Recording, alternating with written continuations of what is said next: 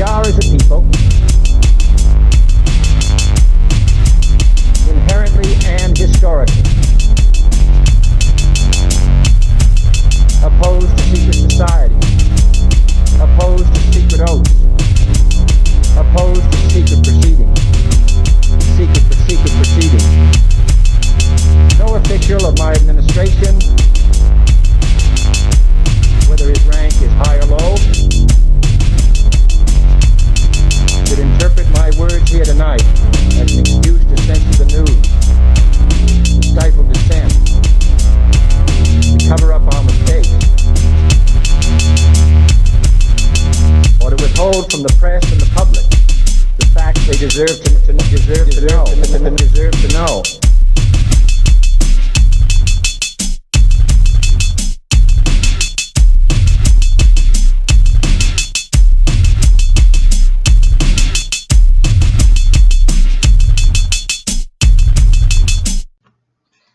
Welcome to Conspiracy Corner Podcast. This is Abe, your host. Sorry if my nose is sniffling. I just sneezed my brains out. Nice intro. How you like it? Just a little heads up on what's going on in my life. I got Sammy a Christmas present. I bought her a cruiser. It's a record player that folds up into a suitcase. Baby Blue is a beautiful record player. I don't know, for some reason I love Baby Blue. But that was her little present. I wanted to get her a Switch and maybe like a Zelda game or something, but we don't have the money right now, you know. Maybe Valentine's Day I could save up. I got off work like an hour late, so that sucks, but we hired 2 new people, so this is my last chance at overtime until the holidays are over. So I don't know if they mean holidays as in plural, as in like after New Year's perhaps, but I'm going to take advantage of it, definitely, because they hired 2 new people, and then we'll get cut down hours to, like, I always like eavesdropping, but I eavesdrop, not out of gossip or nothing, but I eavesdrop to know, hey, what's going on? What am I looking at financially? So I think he said something like we'll get cut down to like 36 or 31 hours, so I've always been careful with my money. I'm always very careful financially, so knock on wood, I should be good. I'm not going to be no rich man, but I should be alright, knock on wood. Well, I just put down the paper. Sammy had told me earlier today that there was a rock slide in Harlan County, and this big train got derailed. It was carrying coal and chemicals, is what the paper said, and the chemicals spilt into the river, and it rolled onto the highway and then off the highway onto a train track and derailed this big-ass train. And I would have liked to have went and gone and visited it, but Sammy doesn't. I'm off on Monday, and Sammy doesn't get off till like 4 o'clock. And it's about an hour drive to the location. Because I was like, dude, let's film it. Let's make a video of the wreckage and stuff, People on YouTube love that type of shit. But by the time we get up there, where we live in Kentucky, it'll be sunset. It'll be dark. So that kind of ruined the plan. So I'm like, well, it's my day off. I'm allowed overtime, so I'll probably work Monday, But that's about it for an update. Today's episode, we're going to be covering ghost hunting equipment. Now, I do have to shout out, obviously, my YouTube channel. Me and my wife, our ghost hunting team is Team Spectre. It's just me and her right now because we really don't have the time to do it full time, but or anything like that, or even we do it when we can, pretty much. We don't really have any other members, you know, but we got several ghost hunting videos. I have several occult item videos on how to ghost hunt on a budget. But the episode we're getting into, I got some ghost hunting literature for discount price, super cheap, and it's actually two ghost hunters that I've never heard of. The woman looks familiar, but I don't know. It's kind of like a guide to ghost hunting. So professionally, on a professional level, I'm assuming. So it's actually a good episode because I'm a broken record. If you've been a fan of the channel, you've seen the ghost hunting videos and the occult item videos, which I have 2 playlists for each one. I show you how to ghost hunt on a budget. You know, you can ghost hunt with no money in your pocket. That's the beautiful thing about it. And the another beautiful thing about it is you're practicing photography, you're getting cool pictures, you're getting out of the house. At the end of the day, even if you don't catch anything, it's urban exploration, you know, and bonding time with someone you're hanging out with, or just having free entertainment and free fun for yourself. But this is looking at it from 2 ghost hunters who are professionals and their opinions on it. So let's dig in. Okay, so the 2 ghost hunters, it's a kind of like me and Sammy, kind of like Team Spectre. It's just a duo, a tag team. It's Amy Bruni and Adam Berry. I guess they have their own show called Kindred Spirits. I've never seen it, so let me know in the comments if you guys have seen it. I'll check it out, you know. I'm taking from an article, by the way, called Capturing Evidence of the Supernatural, and it's written by Julie Tremaine. So starting out, when you're investigating the paranormal, there are only 2 things you truly need: your own senses and an open mind. I believe that, especially when you're just starting out. It's easy to be overwhelmed and distracted by equipment you aren't familiar with. Don't get so wrapped up staring at a screen that you miss the apparition that's fully visible just out of frame. Another common folly of new paranormal investigators is letting their hopes cloud their judgment, confirmation bias, allowing what you want to find influence your interpretation of your actual findings in ways that correctly prove your point is one of the biggest problem areas in ghost hunting. When you really want to find something, your mind can easily trick you into seeing signs of it. Experienced paranormal researchers will often say that they are impartial parties searching for evidence of ghosts, and their mind aren't made up that ghosts exist. When conducting your own investigations, it's essential to remain impartial. Honestly, kind of agnostic about it. Otherwise, you can consciously or unconsciously skew your data and gather evidence that doesn't hold up to scrutiny. It's easy to convince yourself that you're actually seeing what you want to see, Amy Bruni says. That's why it's so important to analyze your evidence and be as tough on it as possible. Scrutiny. You have to eliminate a lot of false positives, but it makes what you do find all the more interesting. Your intentions in a space can also have an effect on the kind of experience you have. The best way to go into an investigation is with a calm, open mind and positive energy. Definitely positive energy, man, because yeah, spirits, man, especially negative entities, will suck up that negative energy and make you feel 10 times more negative, if not physically harming you. This will help you attract the same energy to yourself. If you start an investigation from a place of fear, afraid of your own safety, or of coming into contact with a malevolent spirit, you will likely have a much scarier experience than someone who is open and curious.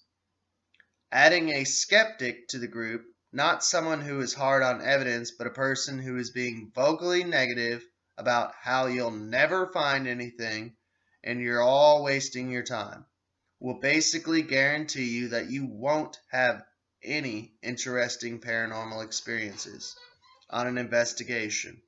Be inquisitive and open-minded, and you'll be surprised that what you can find.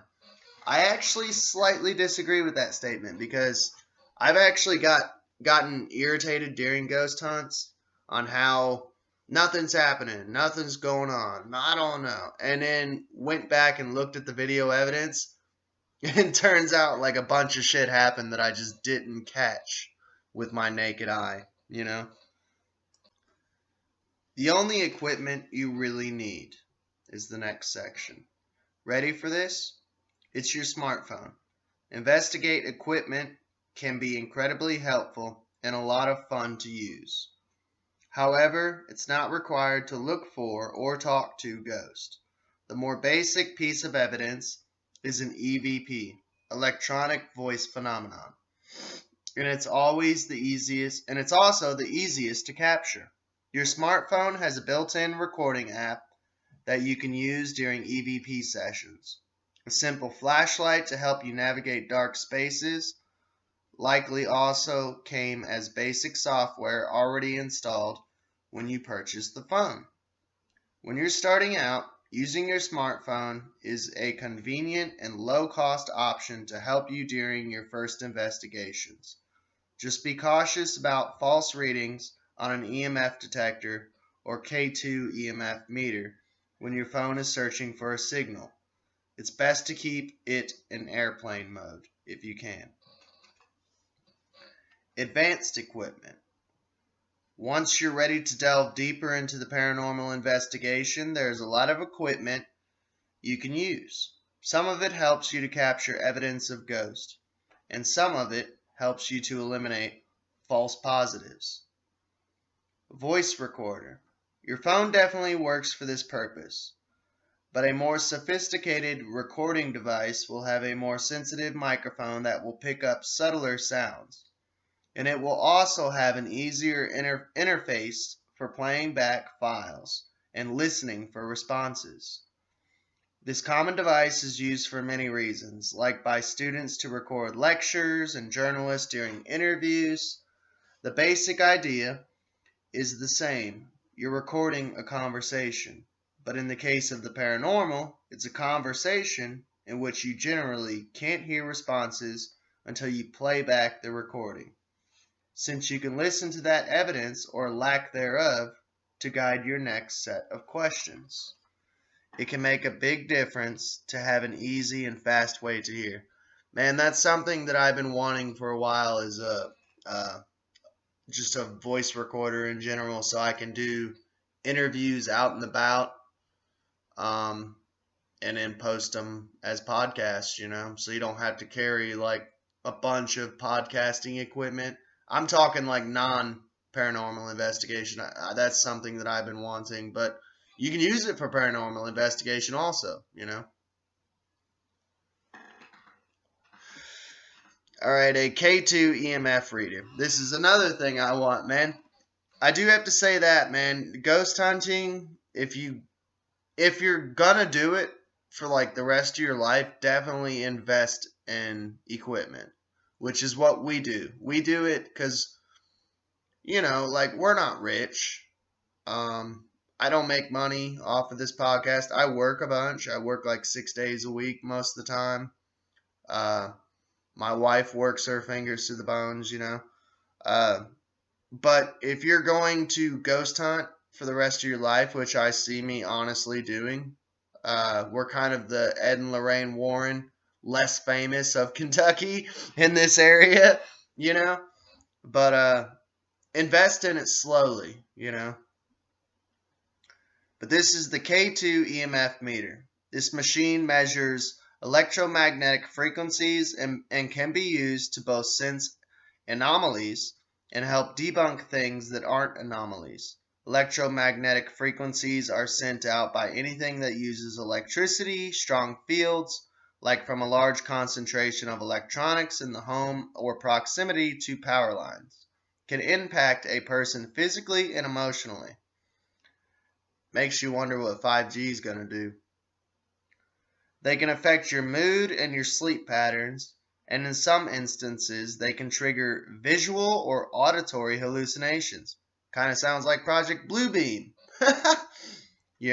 with 5G. You guys know where I'm going with this. That's why it's so helpful to know whether there are strong EMFs in the place you're investigating, because the EMFs could explain some of the things you're experiencing in this space. K2 EMF meters, though, do have a role in paranormal side of investigation. The sensor on the K2 EMF meter will sometimes light up when a ghost is nearby, and sometimes curiosity about those lights is what captures a ghost's attention and gets it to speak to you. If an entity doesn't have the ability to communicate through speech, meaning maybe it hasn't gathered enough energy or power, you can use K2s to ask yes or no questions, asking the ghost to illuminate one light or another depending on the answer. Okay, and just because this is an episode focusing just on the equipment, and if you're a amateur ghost hunter like me and my wife, I would never say we're professional ghost hunters, but you can look it up. The spelling is literally K dash, and it's not 2 like the normal number. It's IIS, as in like Roman numerals. So if you're wanting to look it up and purchase it for yourself, there you go. An SLS camera, a structured light sensor, SLS for short, camera detects energy patterns and draws connections between them to make figures on the camera screen. It's the same technology that is used in some gaming devices, which is a little life hack. The Xbox, I can't remember the Xbox. I think it was like Xbox One that shoots the laser green, kind of like dots everywhere. But yeah, I'm a goon. I'm a dummy. So here, let's just honestly stick to the script. Yeah, but in this application, the camera is sensing forms that we can't see from the naked eye and making them visible to us. It's useful for seeing where an entity is in a room. Sometimes you can even ask the ghost to do something, like wave at the camera, to find out whether or not they are willing to communicate with you.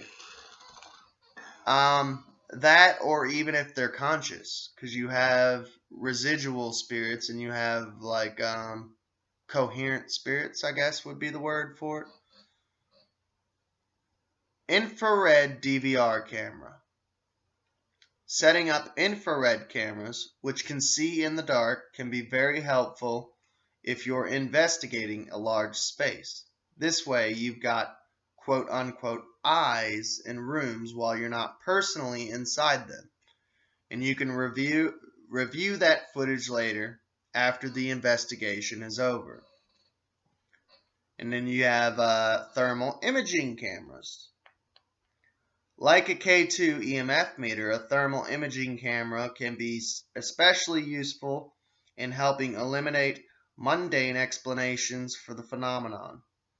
These cameras detect temperature anomalies, and so, for example, if there's a scratching sound, they can quickly show you if there's an animal somewhere inside the wall.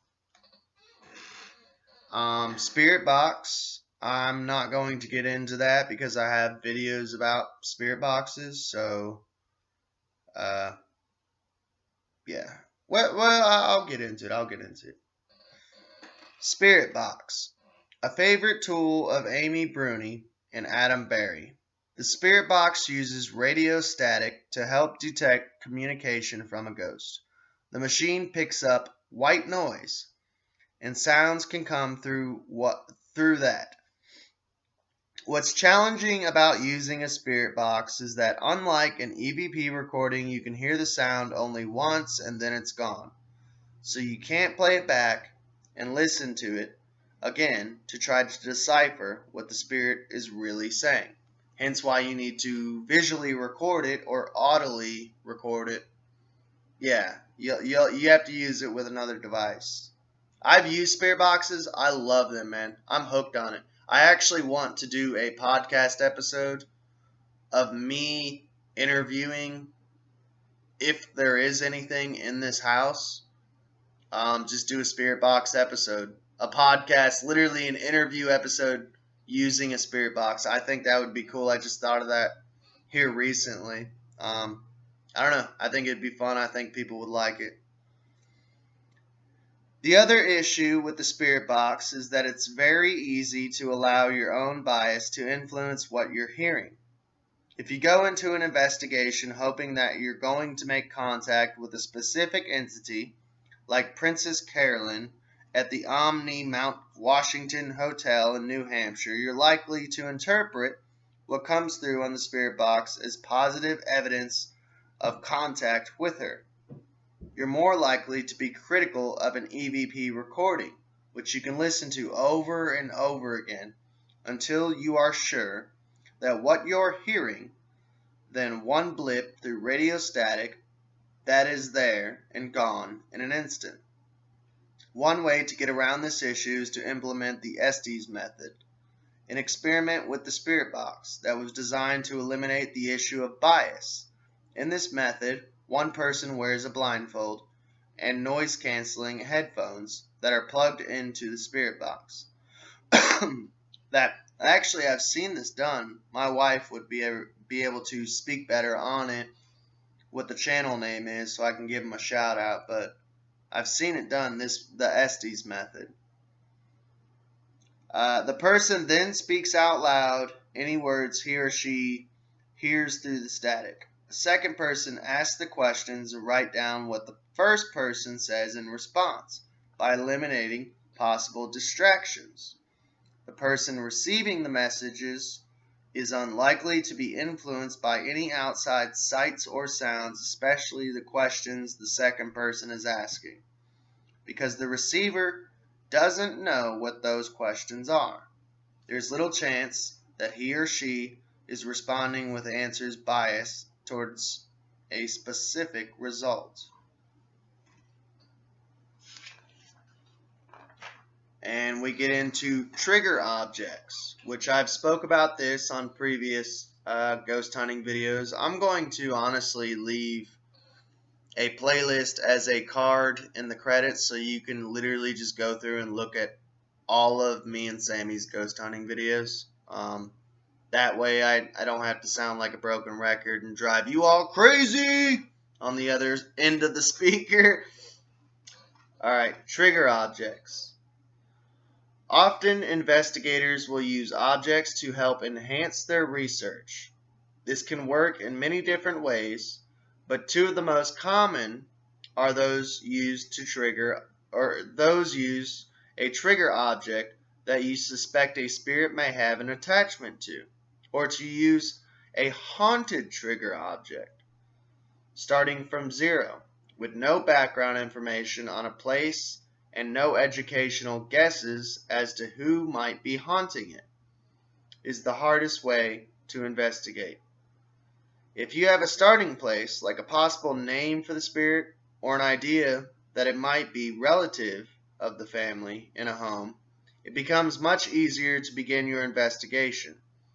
In those latter instances, the use of a personal object can be invaluable. Maybe it's a piece of jewelry or clothing, or a photograph. Often ghosts just want to be left alone to live their best afterlives, and you can have trouble enticing them to talk to you, inviting them to look at a thing that is meaningful to them, and to interact with it gives them a strong reason to pay it. and you some attention. If you have artifacts that are recognizable, like a love letter or a piece of jewelry, something sentimental, they can react to those objects, Adam says. In a way, they're attached to the objects but not physically bound to them. When using a haunted object, it's the total opposite. That item doesn't have to be related to the person or the space you're investigating. Bringing in a haunted object acts like a supercharger for the energy in that room. By adding another supernatural element to the space, you're drawing out the activity that's already happening there. The ghost will naturally be curious and want to investigate the item for themselves, which will bring them into clearer focus for you to communicate with them. No matter where you search for spirits or which equipment you use to do so, the main thing to remember is that the energy you put into your investigation is directly tied to what you will find there. This is also true of the energy you put into the research and developing good strategies before you investigate, as well as the psychic energy you bring with you when you get there. If you walk in with good information and a positive mindset, you are most likely to have a good experience. If you walk in ready to find the scariest thing you can imagine, odds are you're going to become good and scared. Just remember to be safe and to be smart. Which honestly, I have no problem being scared. That's kind of the fun of ghost hunting, is to be scared and spooked. I've said it many times. Like I said, I'm a broken record with certain things. I've said it many times that me and Sammy actually had more fun scaring each other than actually seeing anything with our naked eyes, But, yeah, I got a little bit more time before I have to start hitting the hay. I do have an article. Take it with a grain of salt, but I thought it'd be fun as like a little filler for an episode. It's actually a ghost story since we're doing a ghost episode. And I'll add it in here. I'm going to take a little break though. Well, chill in the background. I'm recording. Alright, I just now remembered this. Today's the 20th. Tomorrow is the 21st. I will go into work tonight, but tomorrow I will not go into work because it is literally the Star of Bethlehem. I heard 300 years is when you get to see it. It's the star that the three wise men, Jesus, it's the ones that the Magi seen when they went to go see Yeshua ben Joseph. Yeah, it's literally once, I can't even say once in a lifetime because I heard 300 years. It only shows up every 300 years. It's the eclipse of Jupiter and Saturn. You heard what, 600? I think so. I might be wrong, but... You'll have to speak into the mic. I think so. I mean, I might be wrong. But yeah, so we're going to document that because that's literally once in every 300 to 600 years. So yeah, I'm going to take tomorrow off. But yeah, I will get into this ghost story. I just had to share that because I did take a break and I totally forgot. Like, I didn't realize how time was flying so fast, But, yeah, we'll get into the ghost story and we'll finish off this episode and, all that jazz. All right. I was not expecting Sammy to join us, so she's off at work now, but there you go. You got to hear from Sammy. I didn't kill her. She's not buried under the floorboards. But, I did want to find a place to fit this very short ghost account in. Like I said, take it with a grain of salt. It's very gossipy, it's very tabloidish, but I did want to share it as like a little bit of filler. And where we have a little extra time, I always try to make the 30-minute mark. I ain't gonna lie, I do kind of like tabloidish, gossipy type of stuff every now and then. I guess it's a dirty little secret of mine, a dirty little bad habit, you should say. But this article I ran across, it's Priscilla haunted by family's ghost. And it's Priscilla Presley. So, Priscilla Presley is being chased out of her $15.9 million Beverly Hills home by the ghost of her tragic grandson, Ben Coe, sources tell us. And by the way, he joined the Lucky 27 Club. I made a video explaining that. I'll put it as a card at the end so you can check it out too if you want.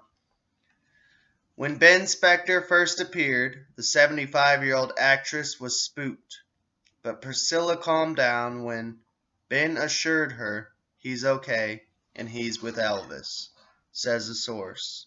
By the way, take that with a grain of salt. A source could be anyone. You know. A month after Ben killed himself with a gunshot to the head, his grieving granny put her longtime residence on the market and made the move to her ex-hubby's Graceland mansion in Memphis, Tennessee, spies dish. She believes Elvis still haunts Graceland, and since Ben is buried at the mansion too, her grandson's restless spirit will finally be happy there, the source says. Ben, 27, member of the Lucky 27 Club, brother of actress Riley Koo, and son of Elvis' only child, Lisa Marie, committed suicide on July 12th after bickering with a gal pal at his family's Calabasas home.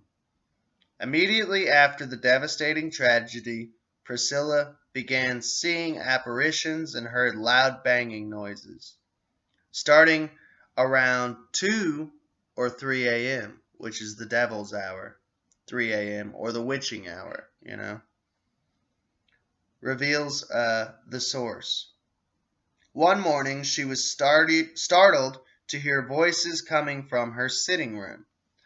Priscilla was shocked to see the ghost of Ben and Elvis, along with the figure of a large woman in between them, which she was convinced was Elvis' beloved mom, Gladys. While she was freaked out at first, Ben's ghost calmed her, the spy claims. Now Elvis's only wife believes she'll be with Ben and his grandpa, the king of rock and roll, at Graceland, where she lived for years before moving to California. When I go to Graceland, I can walk in that door and see Elvis walking down the stairs, she says. I can hear laughter. I can hear the music playing in the music room.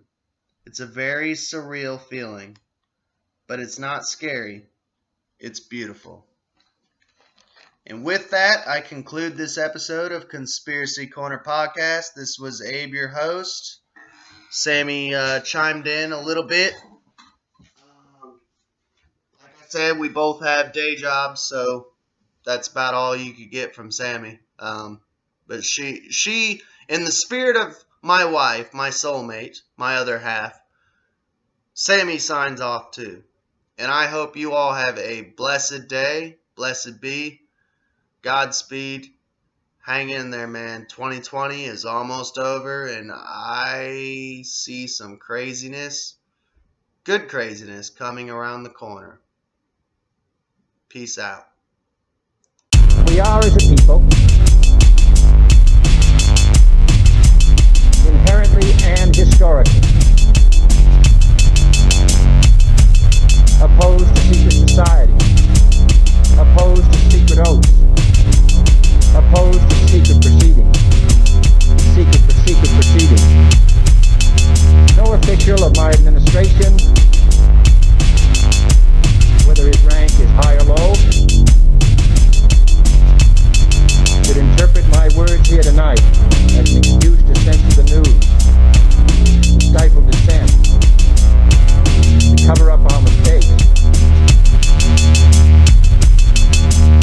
withhold from the press and the public the facts they deserve